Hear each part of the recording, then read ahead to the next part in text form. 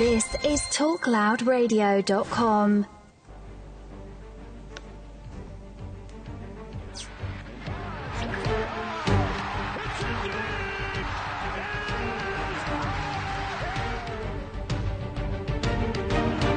A deep one for the end zone. Phelan is down there. Oh, he got it! He got it! He got it! Touchdown! Oh, a spectacular move by Michael Jordan.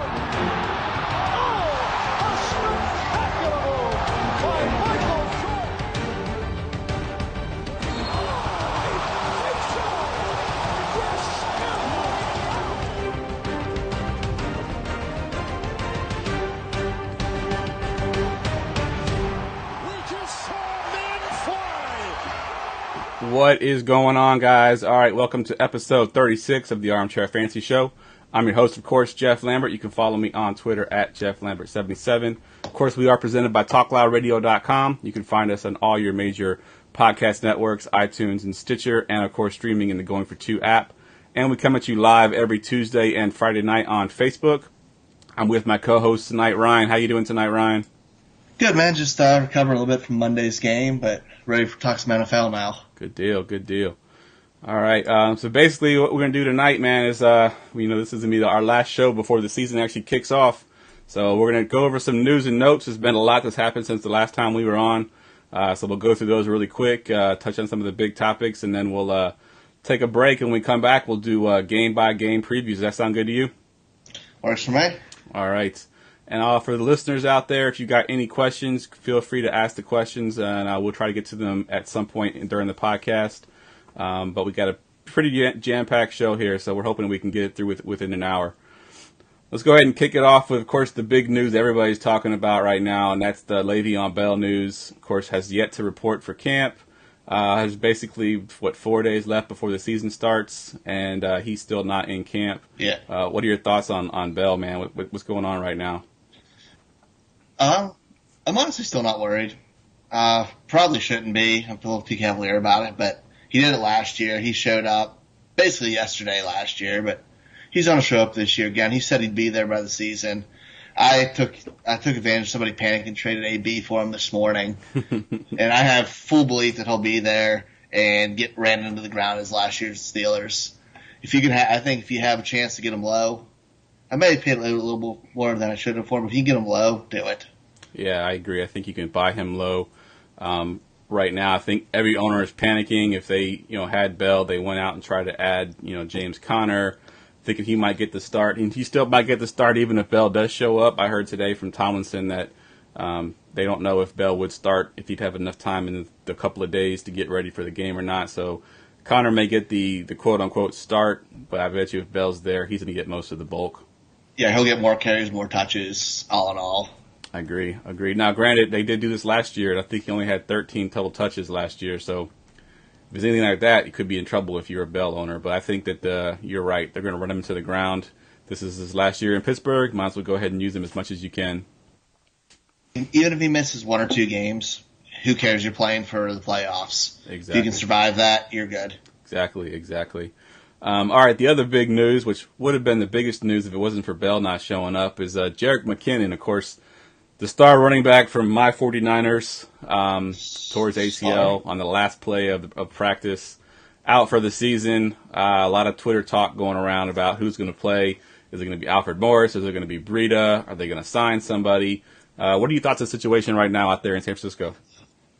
I'm not super high on any of them. If I pick one, I'm going to take Breida just because I know he's going to have that pass-catching role for him, and I know in their offense, that's what they're going to look for.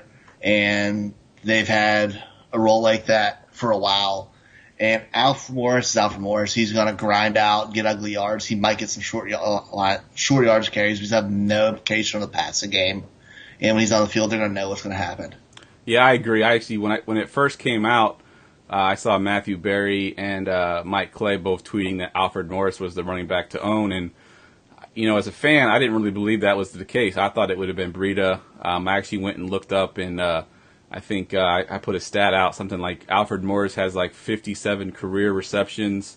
Carlos Hyde had 59 last year alone in his one season there in San Francisco. So he's not the pass catching back that you would want in this kind of offense. Now, granted, it worked in Washington, so it could work out there, but that was quite a while ago, a couple years ago, that he did that. And he was in Dallas last year, didn't do a whole lot in Dallas.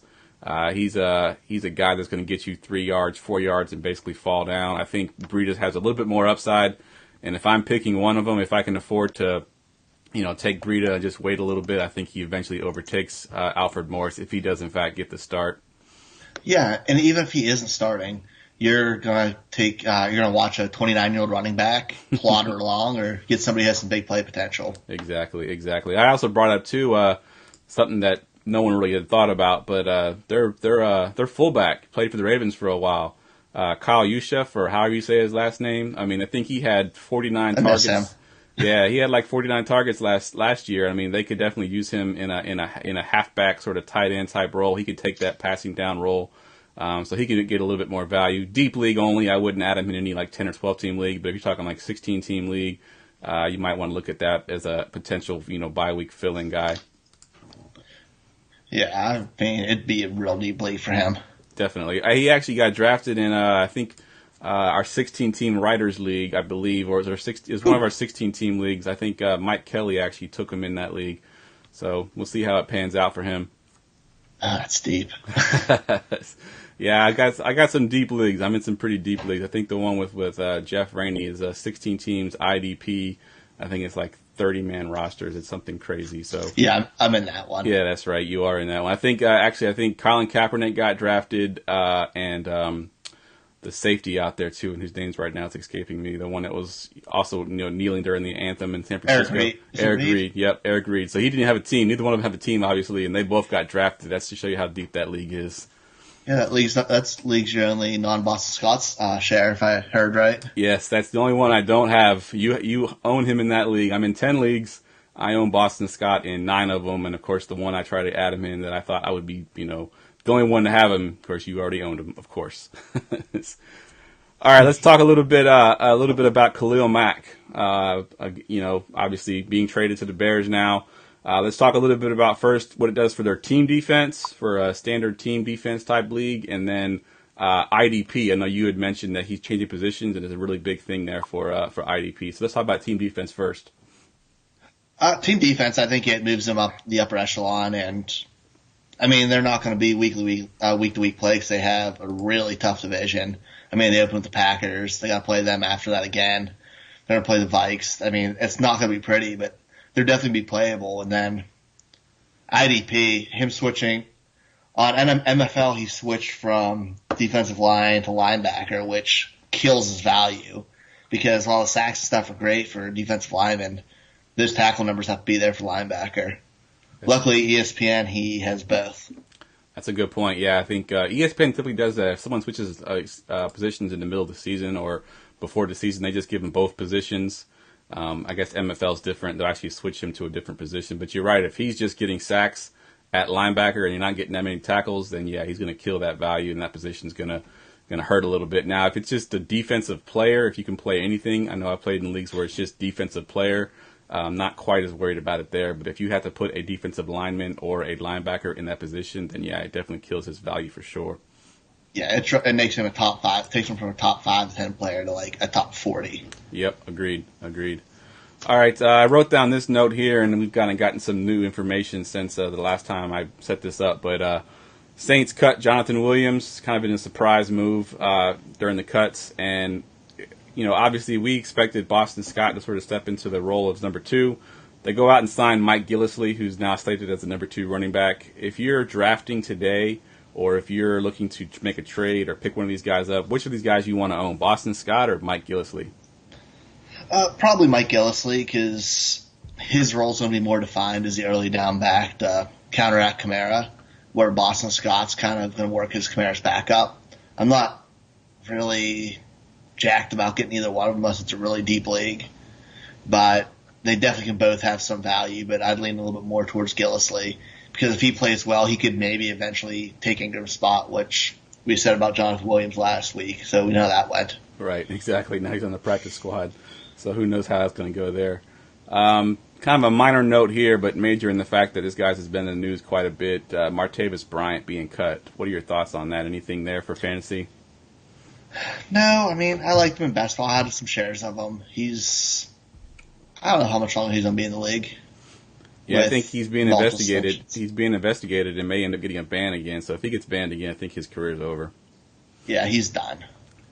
I'm probably not going to have him on a team ever again. Yeah, I actually finally dropped him. I actually drafted him the year that he was banned. I drafted him in my Dynasty League like the last round. Figured, okay, he'll come back eventually. I got a free, receiver.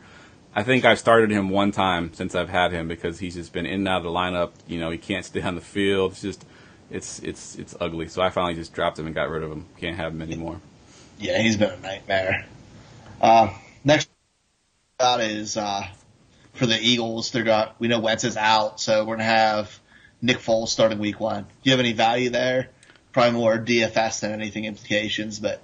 Yeah, DFS is the only place I want to own Foles, and even there, I don't know if I want to own them necessarily, just because, he has no weapons. I think Foles is the kind of quarterback he needs weapons. Jeffrey's not going to be there.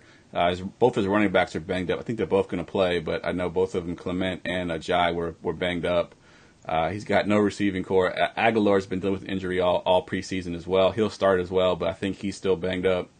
And you put that all together with Nick Foles, he can't carry this team. I don't think. I think he's definitely a DFS sort of punt for me. If I'm going to punt quarterback, maybe I'll take him. But in season long, no thanks.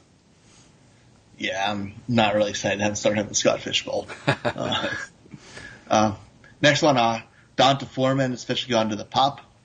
Do you think that has any implications? Do you have any feelings on him buying low? Or yeah, I've been kind of buying low on him all season already. Lamar Miller hasn't really sort of taken the reins there in Texas. He was pretty much highly sought after when he was the Miami Dolphins. He had a high yards per carry. That's kind of slipped over the last few years.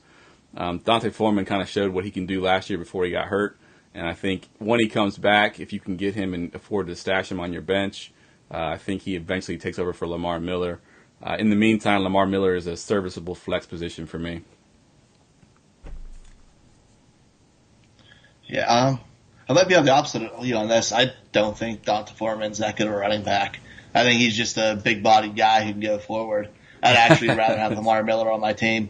There's nothing pretty about Lamar Miller, but he'll get it done, especially with that better offense with Watson back there. I think he's a 1,000-yard back this year. I love him as an RB2. Yeah, I was really high on him when he went to the Texans from Miami because I think the year that I actually owned him on my team, the Dolphins, I think it was the highest yards per carry in the league. I mean, he was pretty awesome for the limited touches that he had. I figured, okay, he'll go there, be a lead back, and he'll be amazing. But he just hasn't been. He's dealt with some injuries a little bit, and I don't know. Maybe you're right about Donta Foreman. We didn't see much of him. We saw one big game, the same game that he got hurt in. Maybe he's just a one-hit wonder, but I'm still going to try to buy low on him in the off chance that he does come back and sort of take over the reins for Lamar Miller. Oh, yeah, nothing wrong with buying low if you can. Definitely. The next one up here, we just talked about this a little bit off air, but Chad Williams listed as the number 2 receiver for Arizona Cardinals with Sam Bradford as a starter at quarterback. Do we care? I mean, at this point, is this something that has any value at all? Maybe as a deep flyer, or if somebody gets hurt, he could be worth a last bench spot or something. But they've talked about it for a while now. I want to see Christian Kirk in there. I have no idea what they're going to do. That team's pretty bad other than DJ. And Fitz, I can't talk bad about him, but it's not a good team. No, I agree. I think he's probably third best. He's the third best. Or, I'm sorry. He's the third receiver at best on that team between DJ and Fitz. They'll obviously mix in Christian Kirk a little bit too, and that team is not going to be very good. I don't think they can support 2 receivers and a receiving running back enough to have fantasy value. So Chad Williams is a bench stash on the Deep Dynasty League for me, and that's it. Yeah, and everyone thinks Ricky Seals-Jones is going to blow up too, so they got to give him targets as well. Yeah, that's a good point.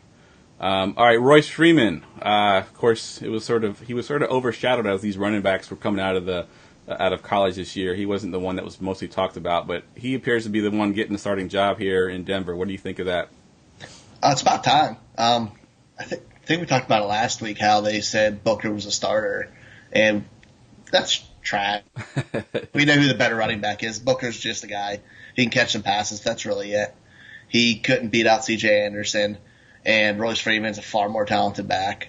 I have no problem with Royce Freeman as an RB2. If I can buy, he might be getting too expensive to buy, but if I can buy him, I will. Yeah, agreed 100%.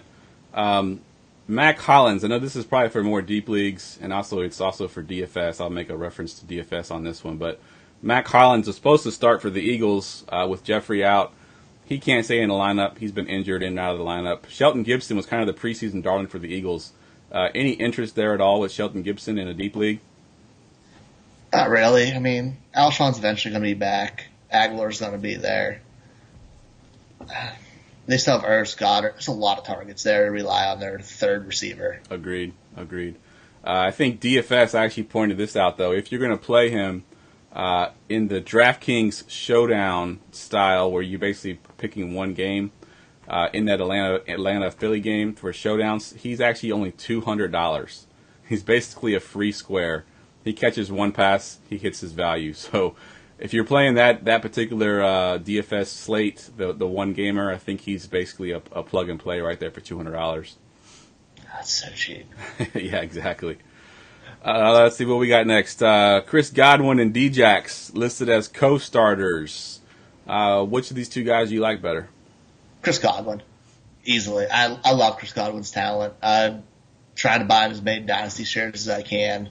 Unfortunately, I live in Penn State fan country, so he's a hard buy, but he's so talented. I think he is just as good of a player, this will be a little tough, as Juju is. Just didn't fall into the perfect quarterback situation as a rookie and had Djax there and didn't have a chance to blow up. I think if he gets it and he gets a chance, he's going to kill it. I love the skill set. He's big, he's fast, he can go up and get it. Huge Chris Godwin fan. Yeah. And Djax is just that one guy who's going to catch a deep ball here or there. Agreed. He's a one-trick pony and always has been. I agree with you on Godwin. Unfortunately, I traded Godwin away in the offseason.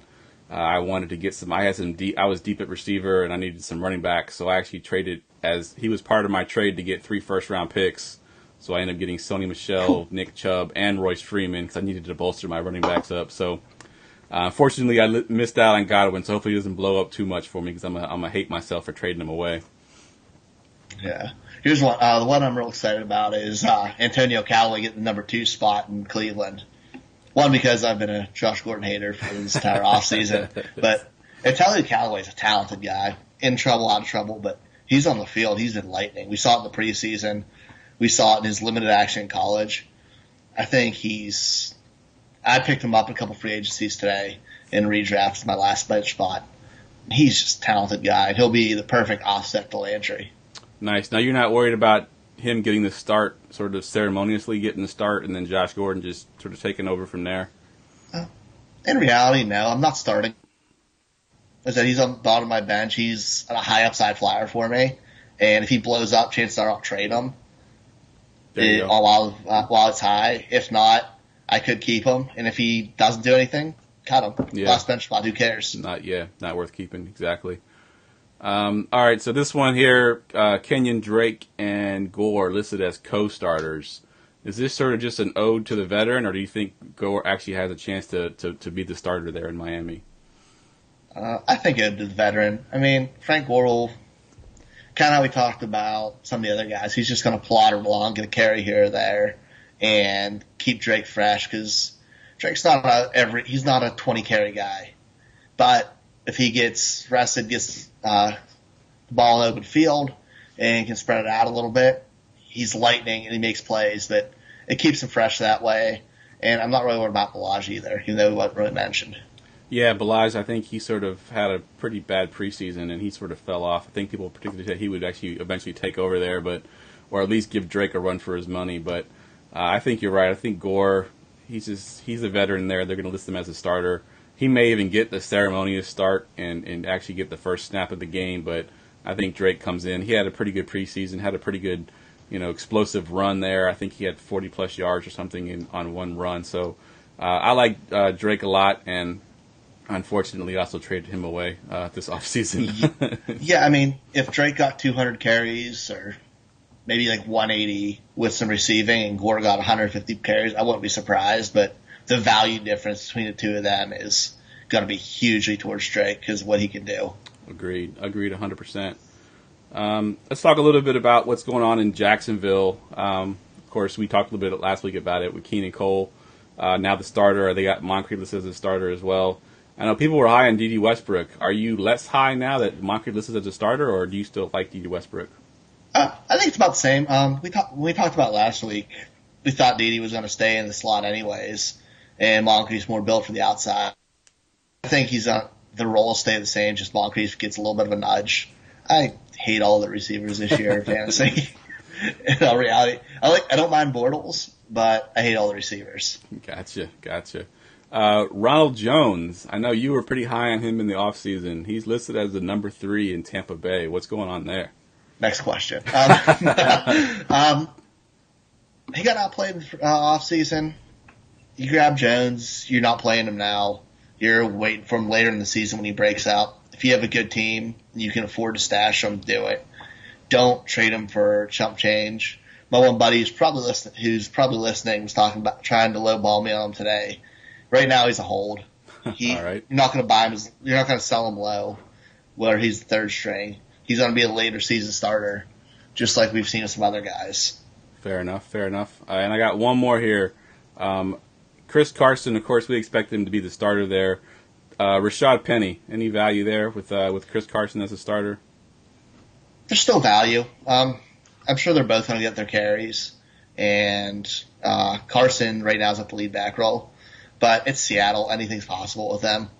I'd rather have Carson because he's cheaper. And Penny's cost still a little bit higher. And I'm not fully a believer in the talent. But if he has a chance he can get that starting job week or two in, kind of similar to Ronald Jones. We're betting on later on the season. Definitely. With the guy who they think's talented. Any chance they run like a committee there? Or you think that Pete Carroll likes to have one running back? Oh, there's definitely a chance at a committee. It could be a nightmare. Agreed. All right, let's take a quick commercial break. When we come back, we will go game-by-game previews, and we're also going to bring on a special guest, a recurring guest, and he's going to give us some of his insight as well. So let's take a quick commercial break here, and when we come back, we'll have him on. Do you need advice for your fantasy football team? How about your DraftKings or FanDuel lineup? GoingFor2.com has you covered. GoingFor2.com has exclusive content from some of the best fantasy writers in the industry, whose credentials include Bleacher Report, Fantasy Pros, and Fantasy Life. From advice columns to player ranks, GoingFor2.com has it all. Sign up for our newsletter to have all of our content sent to your inbox. Start winning today. Visit GoingFor2.com, because no one remembers the extra point. Today's show is brought to you by Daily Fantasy Nerd. They have everything you need to build better lineups. You can analyze stats, view up-to-the-minute Vegas lines, check player game logs, import and manage your own projections, build optimal lineups, and a bankroll tracker. To get started for free, visit goingfor2.com/dailyfantasynerd. That's goingfor2.com/dailyfantasynerd. Start winning today.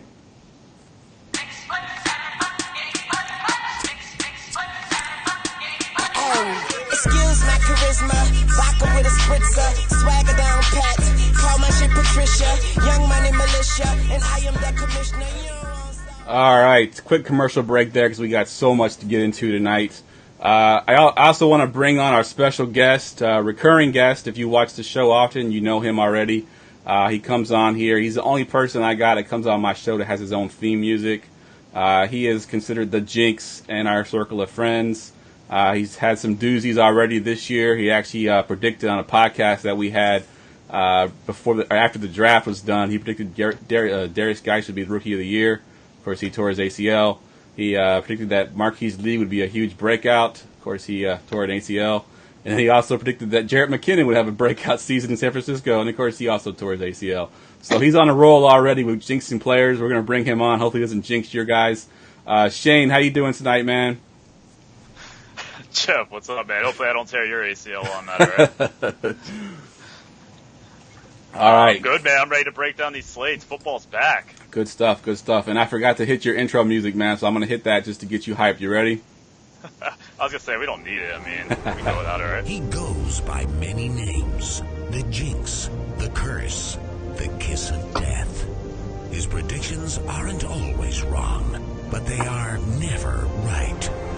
GoingFor2.com presents the Talk Loud radio studios, Nostradamus and the worst predictions ever. All right. We got a humongous slate. Of course, all teams are playing in week 1. We're going to start. We got some static going on here. I don't know what's one of your mics. Jeff, it might be having some technical difficulties. Yeah, I think I got some serious feedback here. There we go. I hear you guys now. I'm still getting the feed. There we go. It's much better now. There we go. There we go. I don't know what happened. All right, so I jinxed the podcast already, man. You're already messing everything up. All right, let's start with of course the game on Thursday night. Falcons at Eagles. Ryan, what do you think about the Eagles team? What are their options here for fantasy? I like Aguilar in fantasy this week. I think he's their top receiving option, him and Ertz. I think he has a big week, but other than that, there's not a ton on the Philly side I'm grabbing up. What about on the Falcons side? Which do you like on the Falcons side? I mean, the Falcons, I like all the usual suspects there. I like Julio. I like Freeman. I don't think the concussions are going to hit him this early in the season unless somebody says something on this podcast about him. No, Freeman's had some slow starts to the seasons. I mean, his top game in week 1's been 38 yards. And so I think he can have a decent game, but Eagles have a good defense. Their pass rush is going to make things a nightmare. Other than the guys you have to start, I'm probably not starting too many people on the Falcons. Fair enough. No interest in Sanu or Calvin Ridley? Not this week, no. All right. What do you think of this game, Shane? Where are you looking at too in this game? If you own these players, you starting any of them? I think this is a really interesting game because we've seen what Foles has done this preseason. He went from a Super Bowl champion to someone you just question. Is this going to be the answer for Wentz? So I really don't feel confident right now in this Eagles offense, especially with Alshon coming from a torn rotator cuff this offseason. So he's likely to miss the game. So that's one weapon on. And then Smith, and picked up Mike Wallace. But I think this is an offense right now where I might want to wait a couple weeks just to see how they vibe. And kind of goes the same with the Falcons as well. Picking up Ridley, I don't expect much out of him unless maybe Sanu or Jones gets hurt. But these are two teams right now that I'm kind of eager to see how they play out, and I think this will be a good test. I'm kind of going to stay away from this game as far as fantasy goes for week 1. I think there's other options out there I'm sure we'll get to, but that's kind of where I'm at, Jeff. Yeah, I agree with both of you. I think, obviously, you're starting Julio.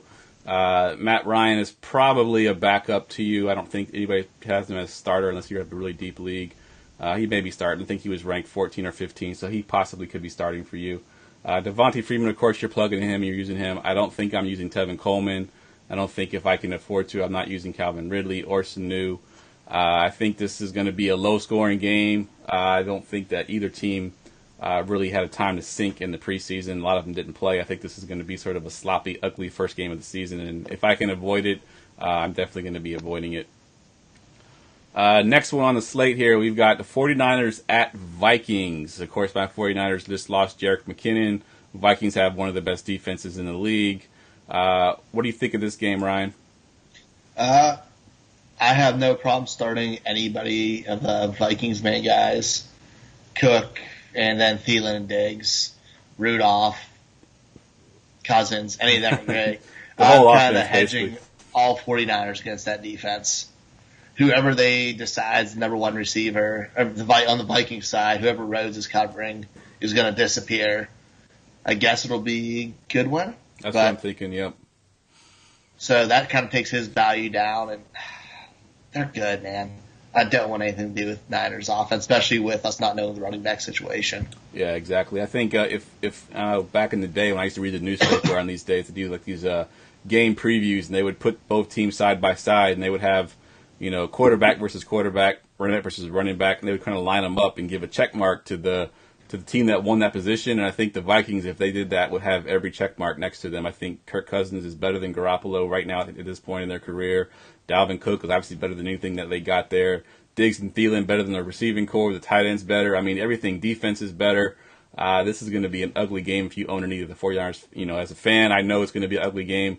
The only way we win this game is if we out-scheme them somehow, if we do what we did last year in Jacksonville and somehow just out-scheme them, because talent-wise, we don't match up at all. What about you, Shane? What do you think of this game? Don't jinx any of my guys.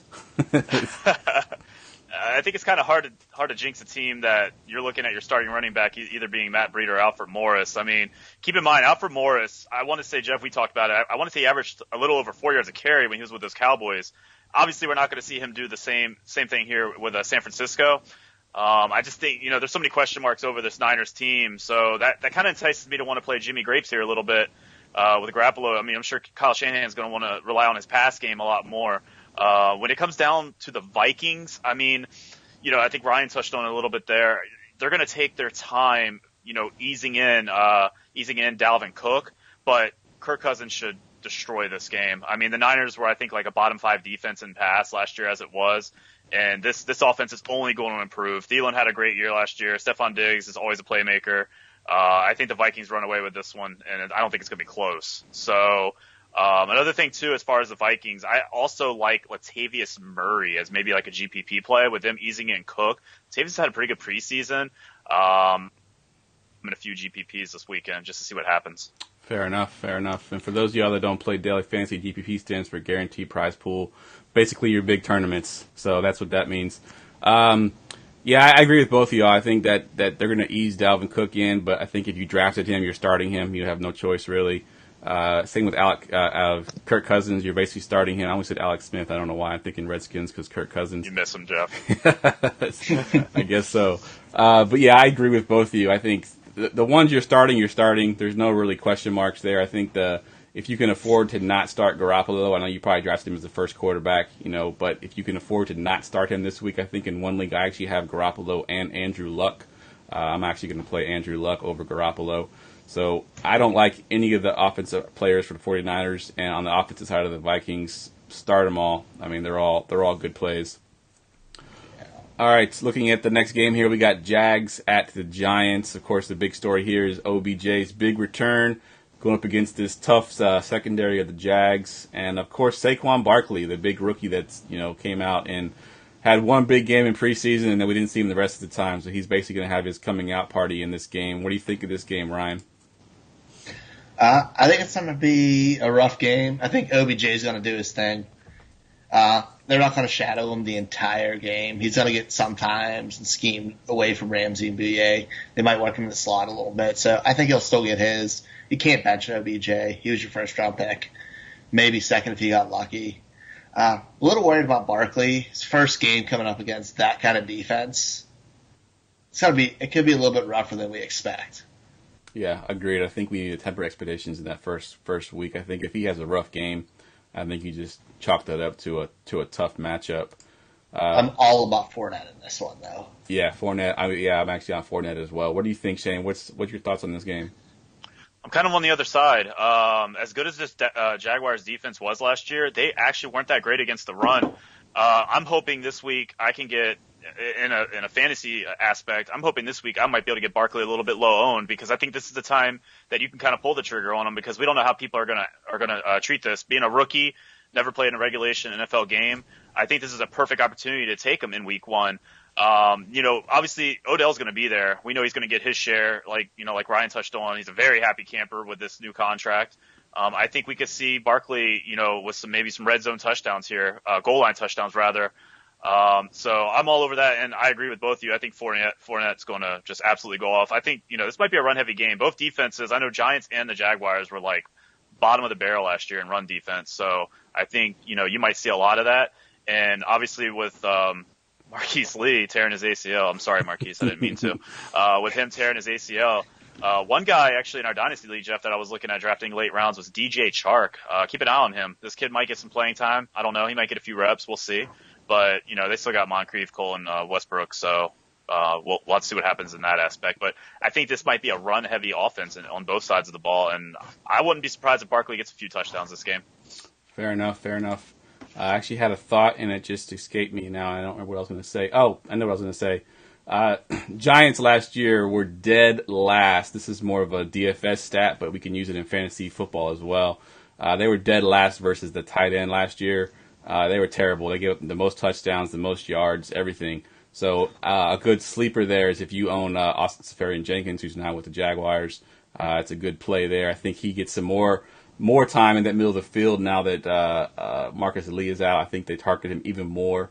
So if you own him as a tight end 2, I would consider starting him. If your tight end 1 is doesn't have a great matchup, I'd consider putting him in there. Let's see what's the next game we got on here. We got Bucks at Saints. Of course, Fitzgerald is the big story there. He's starting for Jameis Winston. We've also got no Ingram. He's suspended. We talked about Boston Scott and Mike Gillislee a little bit already. What are your thoughts on this game? You lead off on this one. Go ahead, Shane.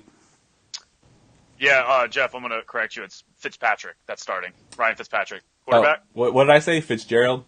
Yeah, Fitzgerald. It's all good. We don't know what to expect from Fitzpatrick. He had a 7-3 touchdown ratio last season. I just think he's kind of bipolar in terms of, what can you expect from this guy? I remember, for you fantasy players out there, I remember I took him 1 week. It was a couple years ago, and he got me literally like 4 touchdowns or 5 touchdowns one game. But then he could turn around and have like 5 interceptions. So you really don't know what to expect from this guy at all. And the Saints defense is really nothing to play around with. So I'm kind of eager to see, how this Bucks team reacts, especially after they just drafted Ronald Jones, their rookie running back, who's had a nothing but disappointing preseason. I think I posted a stat on my Twitter. I was talking to you too about it, Jeff. He has more drops in the backfield than he has run attempts. So things aren't looking too bright for this guy. So they might end up, relying on Fitzpatrick, depending on how Peyton Barber can perform as well, since they just lost Charles Sims. There's a lot of question marks with this offense. One thing that is for sure, though, is Mike Evans is Mike Evans, and I think O.J. Howard's going to have a great season as well. And he's got Cameron Braid on the other side. This offense is pretty heavy. But, there's question marks. What's going to happen with Godwin and Deshaun Jackson? Who's going to get more reps? Just a lot of question marks up, and I don't think Fitzpatrick's going to be the guy to figure that out. So Bucs fans might have to wait for Jameis to get back. And Buck fans can blame you for Ronald Jones' bad season because you drafted him number 1 for our dynasty league. I think number 3 overall. So good job, Shane. The jinx lives. Ryan, what you got for this game? I'm guilty. I think Kamara is going to be absolutely ridiculous. He's had 128 to 152 total yards his 2 games against Tampa, 3 touchdowns between the 2 games. He's just shredded them.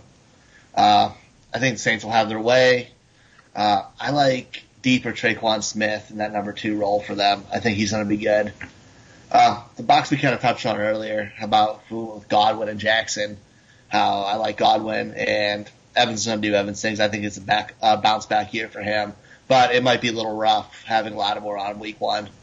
So it could be a little slower start. And a bad game could be a buy option late next week.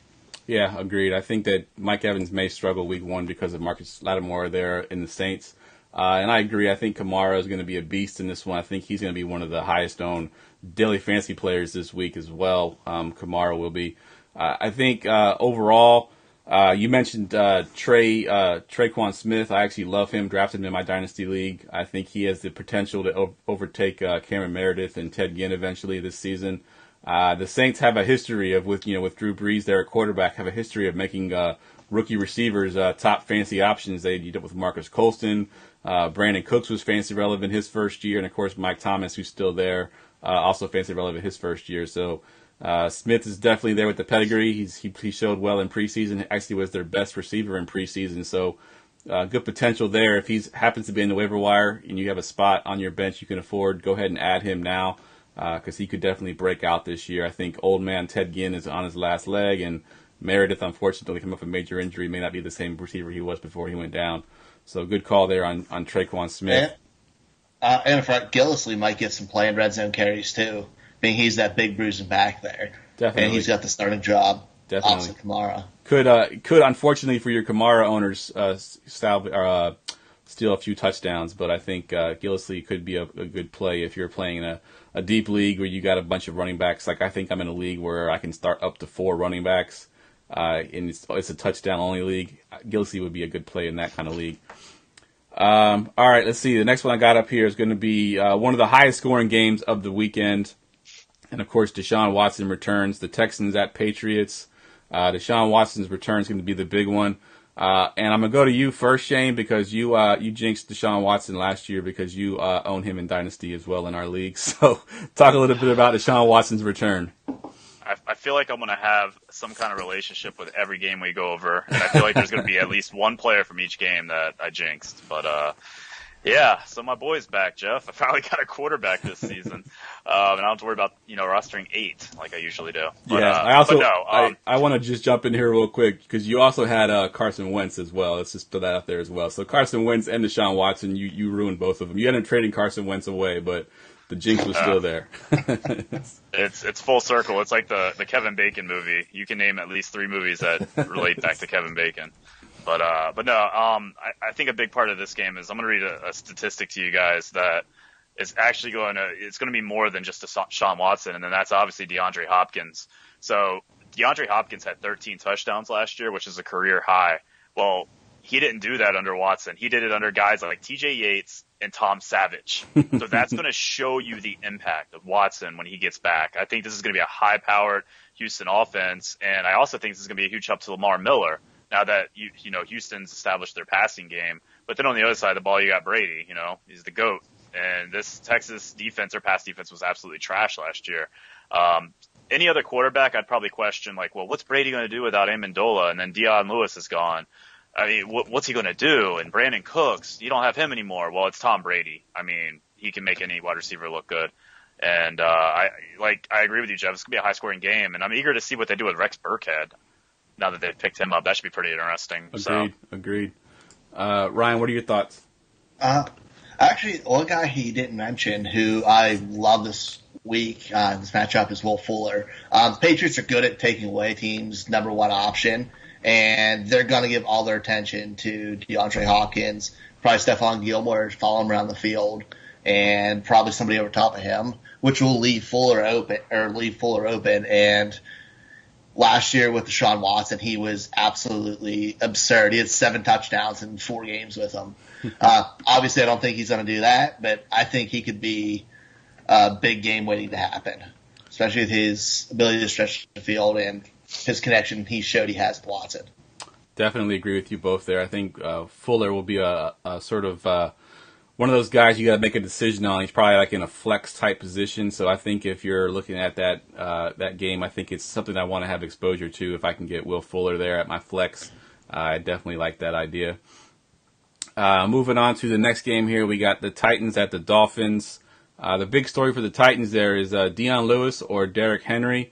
And then for the Dolphins, is Kenyon Drake the real deal? Ryan, we'll go to you first this time. Spoke about Kenyon Drake a little bit earlier.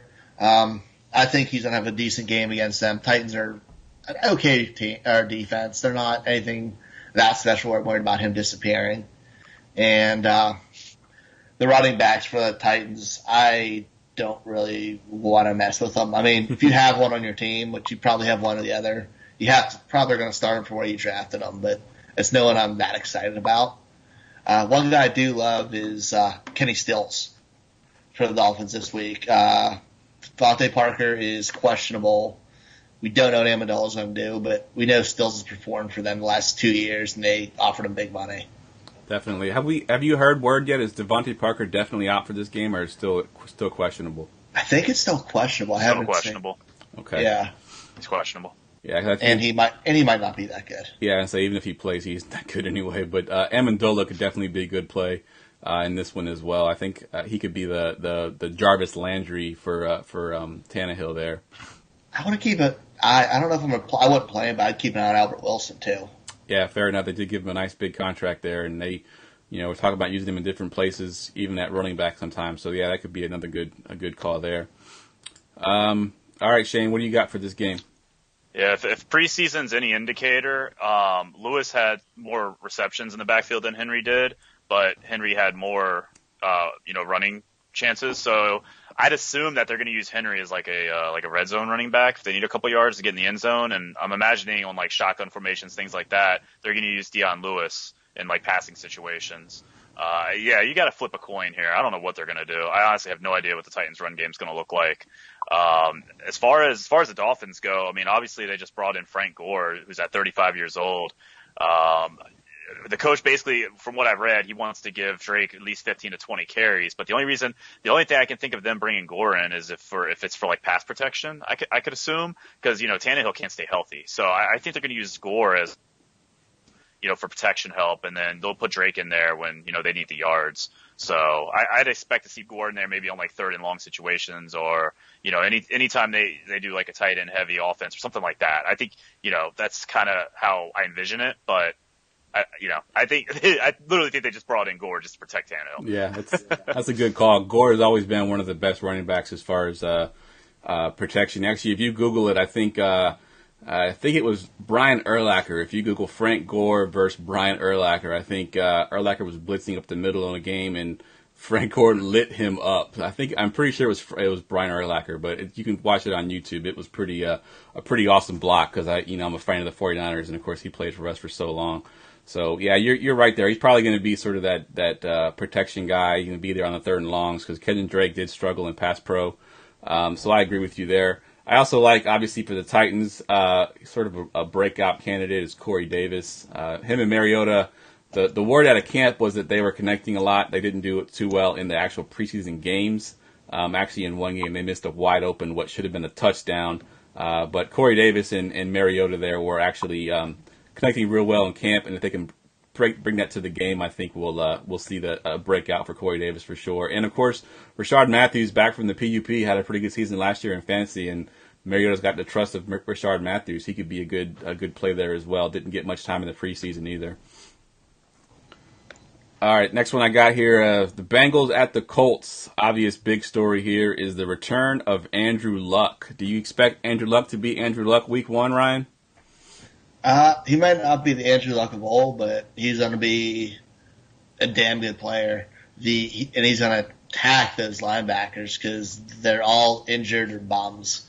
Like, there's nobody in the middle of the field. They got rid of their safeties. They lost Ioka. I think he's going to feast on them in the middle, as long as he has time, because Cincinnati can definitely bring the pressure on him. But I wouldn't be surprised if he put up top 12 numbers this week. Nice. And then, go ahead. Bengals side, I love everybody on the offense against what the Colts have. Yeah. Just in general, it's nothing there. Yeah, on that defense, anything. It's bad. Yeah, it's pretty bad. I think it was Mike Clay tweeted out, he listed all the DB's names and was like, basically, any of these guys on another team would be a practice squad player, and these are starters for the Colts, so not pretty at all. Shane, what about you? What you got for this game? I got a little bit from this game, but I also have a bold prediction, Jeff, for the season. Uh-oh. Here comes the jinx. I've been waiting all day for this game just so I could give this bold take. All right, so just to go over a little history. In the 2012 NFL Draft, with the first pick, the Indianapolis Colts took Andrew Luck. With the second pick, the Washington Redskins took Robert Griffin III. My bold prediction, and I'm just saying it right now, Andrew Luck is going to find a way to hurt himself again because that's what he does. He already had the foot injury sustained in the preseason game. That's all this guy does is get hurt. He hasn't played a regular season game since January 1st. Happy New Year, 2017. I think it's the curse. I think it's the curse of the 2012 NFL Draft, and I'm going to say this right now. RG3 will play more minutes than Andrew Luck will this season. I don't care if Flacco gets benched. Lamar Jackson's going to come in. He doesn't even know how to slide. I said it early. Lamar Jackson and RG3 should just join forces. They could be called Lamar G3. Maybe they can somehow teach each other to slide. But something's going to happen in Baltimore. RG3 is going to take the field. Andrew Luck's going to be out for the season. RG3 will play more games than Andrew Luck this season. All right, so if you're an Andrew Luck fan right now, you're ecstatic because Shane just reverse jinxed Andrew Luck. He's going to have a huge season, and RG3 won't see the field. So you're a Ravens fan, Ryan. What do you think of that take there? You think RG3 sees the field this year? I threw up in my mouth a little bit on that take. I'm going to be honest about it. He's third string. He ain't seen the field. He's there as a mentor for Jackson, and that's it. He's actually listed he's listed as number 2. He's your number 2. No, he isn't. Official depth chart came out today. I could have swore I read that on RotoWire that he was listed as the number 2. I thought he was number 2 as well. Baltimore had their official come out this morning. All right, I'm gonna look it up, but I could have swore I read somewhere that he was the number 3. But Roto World did say that. Yes, they released that yesterday. Gotcha. And then the real thing came out. Fair enough. He's third. I see it right here. Fair enough. All right, so there's that. All right, next game we got here is. I guess we shouldn't challenge you, Ryan, since it is your team that we're talking about here. Yeah, right. Oh, I'm more upset about saying RG3 is going to play that much. That hurt my heart. I don't want to see that. Definitely not. No one wants to see that. All right, Steelers at Browns. Obviously, we already talked a little bit about Le'Veon Bell. Probably not going to play in this game. If you're a Bell owner, Ryan, do you just plug and play James Conner, or do you think you find somebody else on your bench to start that might be a little bit better than Conner? I think Bell's going to show up tomorrow at camp. Fair enough. Or if you're listening to this tomorrow when it probably comes out, he's going to be showing up today at camp. But if he shows up before the opener, I'm starting Bell. That was to it. If he doesn't, I don't want to start Conner. I mean, he's a 6th-round pick for a reason. Yes, he played good in preseason, but he's not playing against the Stars. And the the Browns actually have pretty solid defense. If I have something better than James Conner, which I drafted him super late in my draft if I took him, you got to have something better on your team. Fair enough. What do you think, Shane? Plug and play on James Conner, or are you going to find somebody else on your bench to play? Yeah, I don't mind. I don't really mind that play at all, to be honest with you. As far as the Browns go, though, for one, I can't really say much about them. I got to watch an episode of Hard Knocks. I think it just came on, but yeah, I mean, with Josh Gordon coming back, I'll touch on him a little bit. From what I'm reading, they're going to ease him in. So, especially with these hamstring issues that he's going through, I know a lot of people have been talking about him. What should they do? Should they chance him? For the fantasy squads, I would honestly give it a couple weeks because I don't even think he's going to really see a full workload. I definitely just wanted to touch on that real quick because I've been reading a lot of people just asking questions like, should I play him? Should I not? Should I play him? I wouldn't, to be honest, because I don't think he's going to get as many reps as we think he's going to get. So I just wanted to touch on that one. But with that being said, I mean, the Steelers are going to blow the Browns out of the water. Of course, the Browns improved their defense, but, Myles Garrett can only do so much. And Ben Roethlisberger has way too many weapons. He's going to get the ball out quick. It's just, I think this is going to be a complete blowout. All right. Good stuff. I just want to touch on Josh Gordon real quick and the whole thing with the fantasy community. They're really split on him. Either you hate Josh Gordon or you love Josh Gordon. I actually posted a poll. It was probably in July now. I posted a poll. Who do you prefer, Josh Gordon or Jarvis Landry? And that poll, I think, had 2,000 votes. And then it was my highest tweet that month as far as people reached. I think it reached 100,000 people because it was being retweeted and commented on so much. So Josh Gordon is a very hot topic in fantasy football. I actually own him in my Dynasty League, and I had him plugged into my flex spot. I actually just recently took him and put him on the bench. And I'm going to start, I believe, Corey Davis over him. I'm with you, Shane. I think I'm going to wait and see exactly what we're going to get from Josh Gordon before I actually plug him into my lineup. I just don't trust it right now. He hasn't had any meaningful reps in the preseason. I can't trust it. I know he's a freak athlete, but even freak athletes can't just show up to camp and just jump on the field and play at a top level. They need some kind of, chemistry with their quarterbacks. They basically have a whole new team with new running backs, new quarterback. They got a second-year tight end.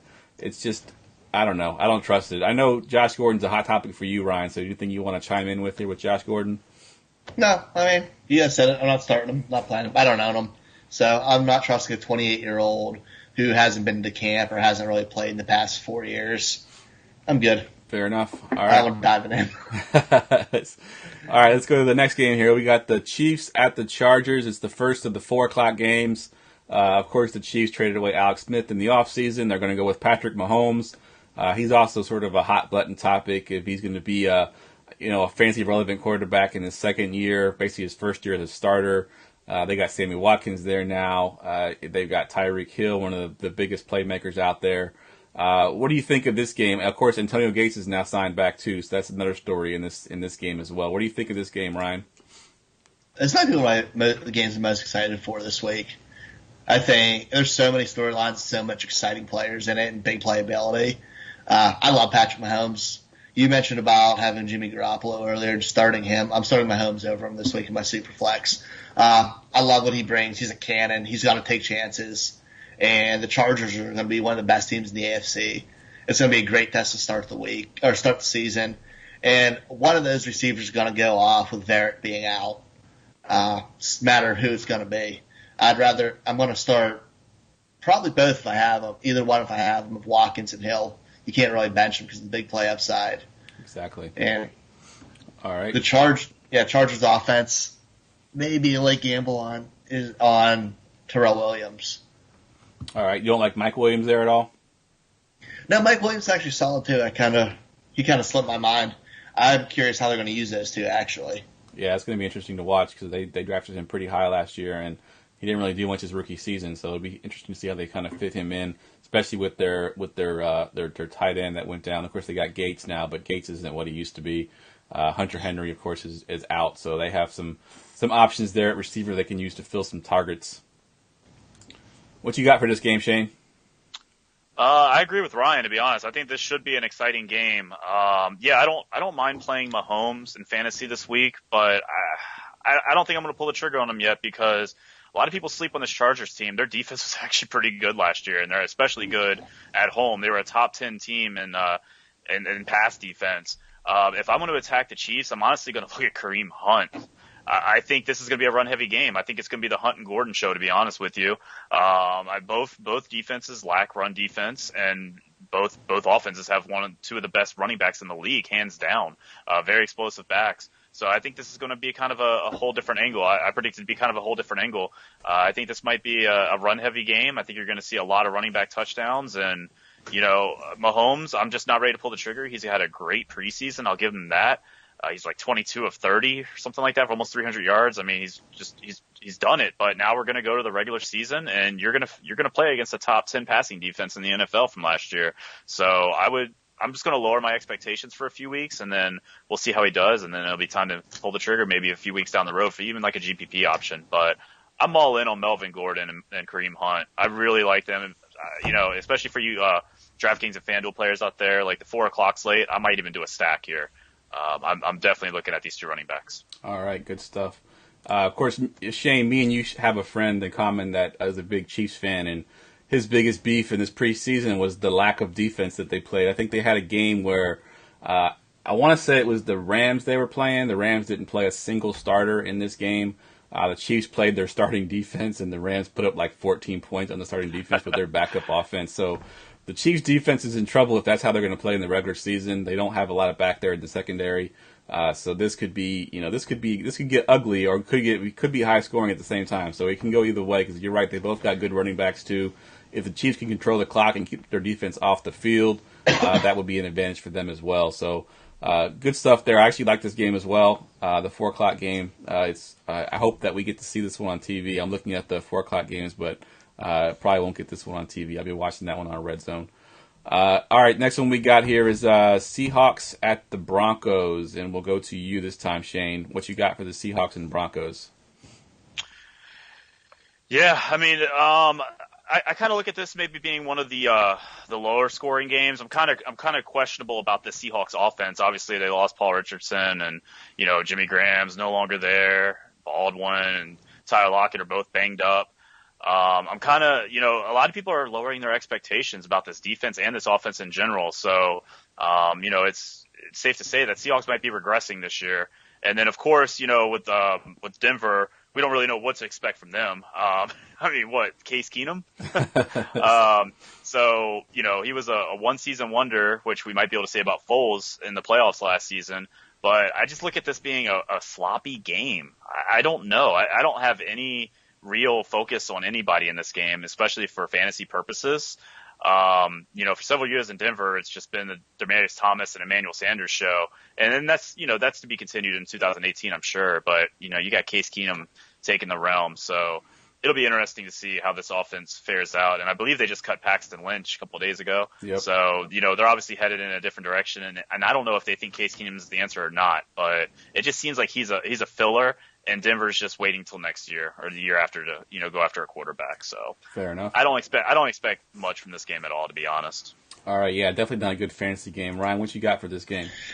Yeah, I think it's going to be ugly. I mean, if you're going to have to stream somebody bad, maybe Case Keenum, because I think the Seahawks are just terrible all around. Their Legion of Boom defense doesn't exist anymore. Everybody's injured on their defense who's worthwhile. I don't think Bobby Wagner's playing.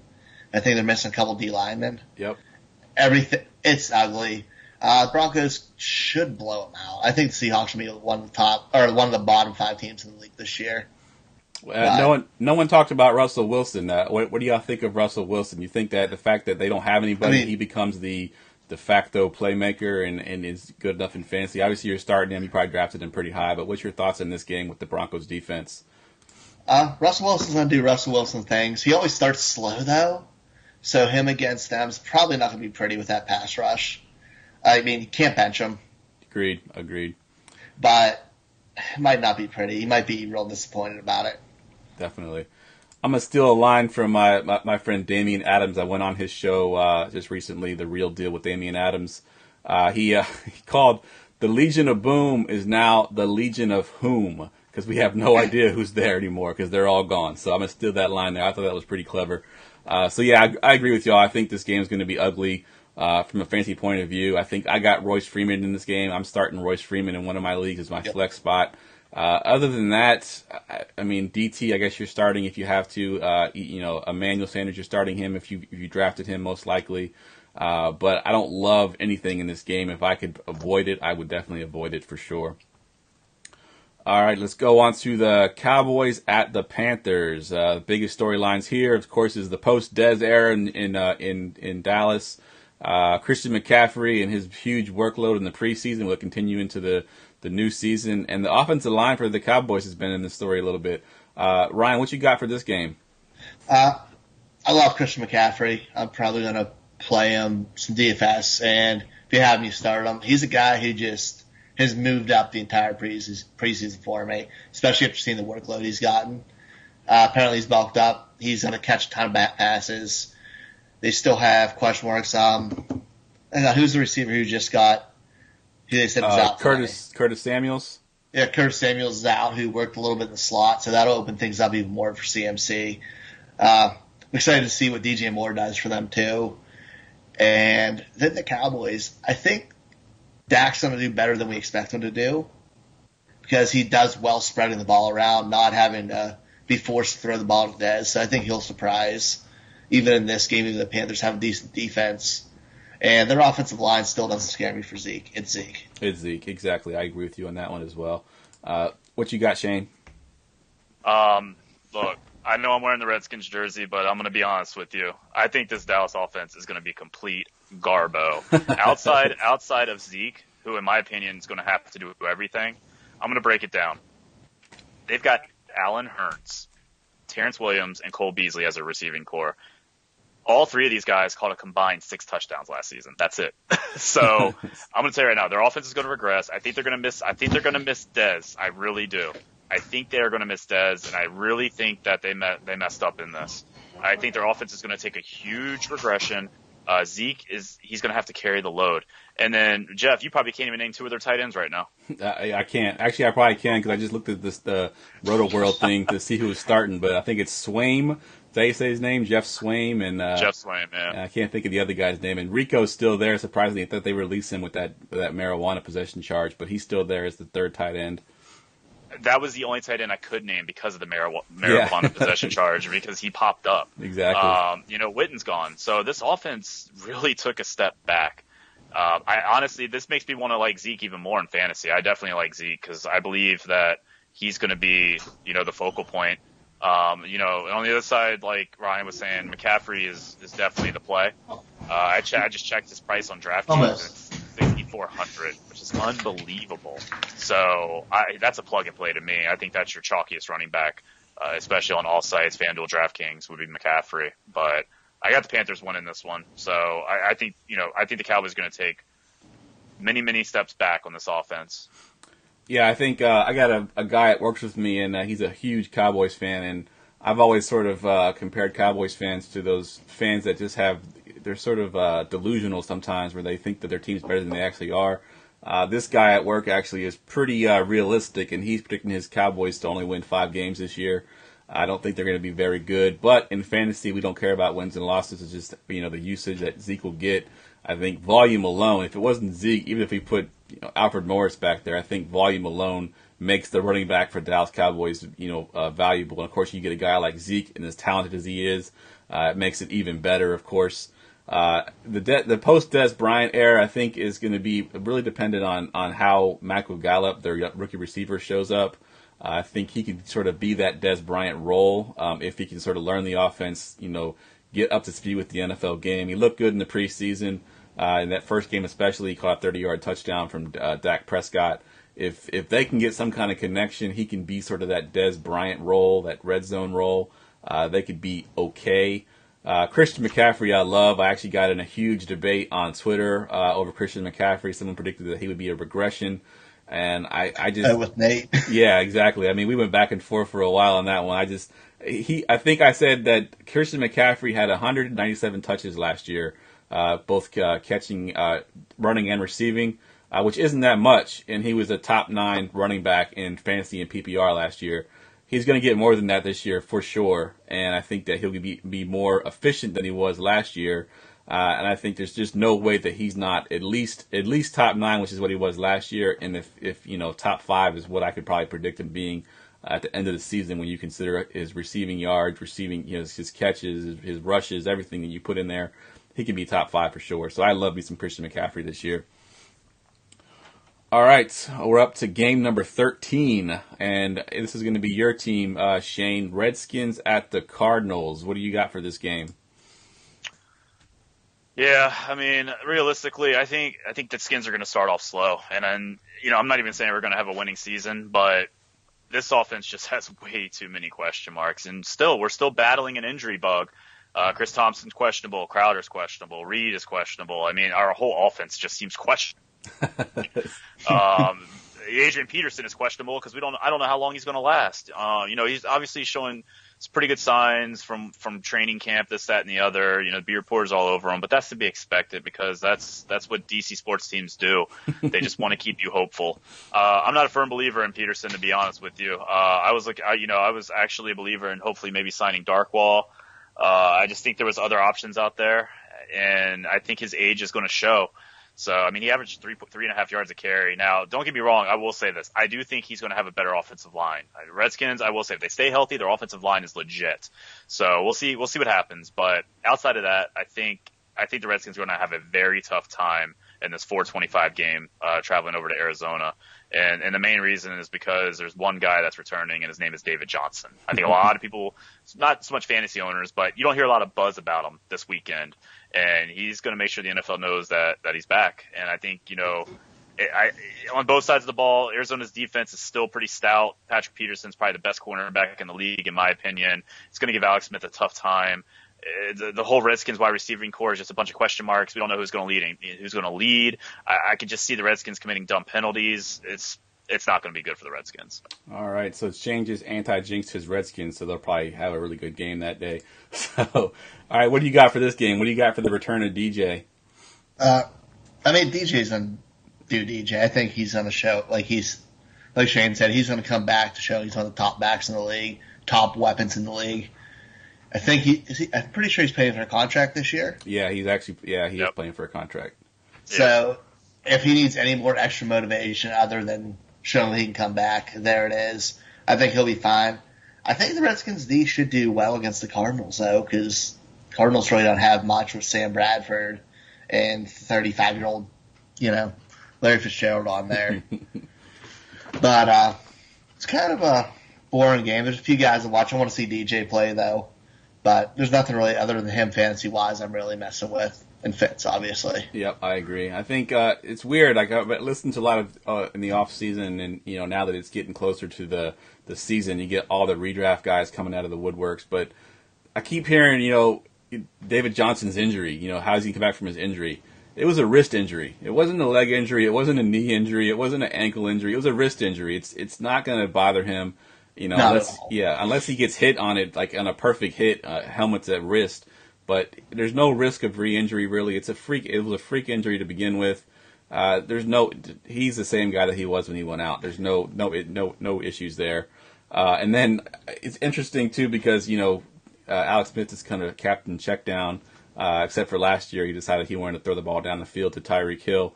And on the other side of the field, you got Sam Bradford, who's also a captain check down, so to speak. It's going to be a game full of checkdowns. So whoever decides to be the passing running back, and I heard some good things today from Chris Thompson, or about Chris Thompson from the coach, saying he looks amazing and he's ready to play. Chris Thompson going to be a sneaky play there because I think Alex Smith's going to be checking down quite a bit. And Thompson, if he can stay on the field and stay healthy, is a dynamic player and could break off a few big runs here on this Arizona Cardinal defense. All right, Bears and Packers, a Sunday night primetime game. I know my wife was going to be very interested in this game. She's a big Packers fan. Aaron Rodgers is now the $100 million man with that guaranteed contract. And the Bears have been making some of the biggest offseason moves of any team in the league right now. They just landed Khalil Mack. Of course, they have Trey Burton that they got from the Philadelphia Eagles. They landed Allen Robinson. They got their second-year quarterback, Mitch Trubisky. They already had a good running back tandem. What do you think of this game, Ryan? What are you looking for in this game? I'm excited for this game. I'm pumped to see Khalil Mack there. Also, highly paid and highly worth it. I love seeing the guys getting their money. But it's going to be a great game. It's going to be a lot of scoring. I think the Packers win because I don't fully believe in Trubisky yet. But he might have an all right fantasy game. I'm really excited to see what Allen Robinson can do, being free from the shackles of Blake Bortles. And, then Devontae Adams should have a huge game and see what the future brings with him and Rodgers if he's really going to tout up to that wide receiver one status that he's being viewed as now. Yep, agreed. What about you, Shane? What you got for this game? Well, Khalil Mack is a member of the Bears traveling to play Green Bay, so it was at the Mac and Cheese. I knew you were going to use that joke. Come on, I had I knew where you were going. No, I think this game is going to be a blowout, to be honest. Honestly, Bears need some time. My biggest concern, in all honesty, that I'm trying to figure out from this game is who's going to get the bulk of the carries. Are we assuming Jordan Howard's going to get them, or is Tariq Cohen going to take away some of those carries? Because if we saw last season, it kind of felt like Cohen was getting, toward the end of the game, kind of getting more carries than Howard. So I'm eager to try to figure this game out in a fantasy aspect. But if we're trying to figure out, who's going to win this game, obviously Green Bay's going to win. They're just a clear favorite. They're way too strong. Trubisky needs plenty of time, and this Green Bay offense is pretty much figured out, and Aaron Rodgers is on cloud 9 with that contract. So I don't see the Bears even having a remotely of a chance staying in this one. Yeah, I think with you be so much dependent on who they're playing week to week. If they're playing a team like the Packers who are going to put up a ton of points, we're going to see Tariq Cohen. If it's a grinded out, ugly game, we're going to see Jordan Howard. Exactly. Agreed. So you're going to have to watch that close if you own them. Yeah, I think I've heard this the last 2 seasons now is Jordan Howard's catching passes in camp, and yeah, it's not happening. I'm not buying it. I've seen him drop a touchdown pass that could have won the game, so no, I'm not buying that at all. I'm kind of with y'all on this, on sort of a wait and see approach with the Bears. We've seen it before where a team makes a lot of big offseason moves, big splashy moves, and it just doesn't work out. I think a few years ago, probably closer to 8 or 9 years ago now, when they did the Michael Vick and they had Shady McCoy and they had this quote unquote dream team, and they were terrible. They did all these offseason moves and it just didn't work out for them. So the Bears are kind of going that route. If they can't get chemistry, it's going to be a tough season for them. But they have a good running game, which does help. You can always fix things with a good running game with Jordan Howard, Tariq Cohen. The defense will be much improved with Khalil Mack. But this is the Packers. This is Aaron Rodgers. He's going to come out and do his thing. It's in prime time. They love playing the prime time lights. So I think that you own any Packers, even down to Ty Montgomery, if you need to start him. I have no problem starting him either. So definitely going to be a high-scoring side for the Packers, and I think the Bears struggle a little bit in prime time. All right, we got 2 more games to go, both Monday night games. The first Monday night game is going to be the Jets at the Lions. Of course, Sam Darnold, the rookie quarterback, he's the only one, I believe, of the rookies that's going to be starting this week. And we got the Lions situation at running back with Kerryon Johnson and Theo Riddick and LeGarrette Blount there, and I think they still kept Amir Abdullah. They didn't cut him. So let's go to you, Ryan, first. What are your thoughts on this game? I'm staying away from everything in the Lions' offense minus Golden Tate and Matt Stafford. Those running backs are atrocious. Like, there's 5 of them who are either going to split carries or not good, or we think are good, and it's gross. I don't know who I want. I don't want anything to do with them. The Jets' offense and fantasy-wise, I like Robbie Anderson. I'd play him just because of his big playability in the flex spot, but other than that, I'm kind of staying away from him. Maybe Crowell. I am excited to see Sam Darnold play, though. I think he has a lot of talent and could turn that team around, but not week 1. I guess that'd be an ugly game. Fair enough. What you got for this game, Shane? Yeah, I mean, the Lions are going to run away with us. It's not even going to be close. No. Jets will probably be the worst team in the league this season. I could see them not winning a single game. I heard that. The Browns. Look, I'd say that about the Browns, but I actually think the Browns might win like 3 or 4 games this season, maybe a little bit more because of their defense. I don't see the single game. They are absolute garbage. Yes, they're rebuilding under Darnold, but what did they really give him to rebuild with? You got Terrell Pryor on your offense, and I hate Terrell Pryor. You know that, I'm a Redskins fan. But I think Darnold's destined for great things, but this team is just awful, and I'm going to go ahead and say this. Darnold's going to get welcome to the NFL. Go ahead and put it out there. Bet it on Bovada. Do whatever you got to do. Make a prop bet. Darius Slay is going to have 3 interceptions this game. How about the Bills for being worse than them? Yeah, Bill, I agree. Bills are definitely the worst. Yeah. And the Jets were predicted to be bad last year. They went out and won 5 or 6 games, and they actually looked good in a lot of those games. So who knows? One guy I'll throw out there as sort of a sleeper guy, and I kind of picked up in a lot of my leagues quietly, is Quincy Enunwa. He's built like a tight end, and I think that in camp I was reading that Sam Darnold loved going to him in camp. He didn't get a chance to play much in the preseason in as far as the games, but in the camp I think Darnold actually targeted Quincy Enunwa more than he targeted anybody else. So if you own him and you're thin at receiver, he's a potential stream flex option. I may be on a wait-and-see approach with him just to see how he comes back from that injury. But someone to watch for sure is Quincy Enunwa. Other than that, I agree with y'all. The situation with the running backs is just ugly. I don't want any of them. Kerryon Johnson would be the one I prefer to own just because he's the rookie and he can have the potential to break out. We know what LeGarrette Blount is. We know what Theo Riddick is. We know what Amir Abdullah is. We know what all those guys are. So only one I would want would be Kerryon Johnson. All right, we got one game left here. The Rams at the Raiders. Of course, the Raiders had terrible offseason. Lost Khalil Mack and traded pick away for Martavis Bryant, and then of course they ended up cutting him. He's getting a banned. Just ugly overall.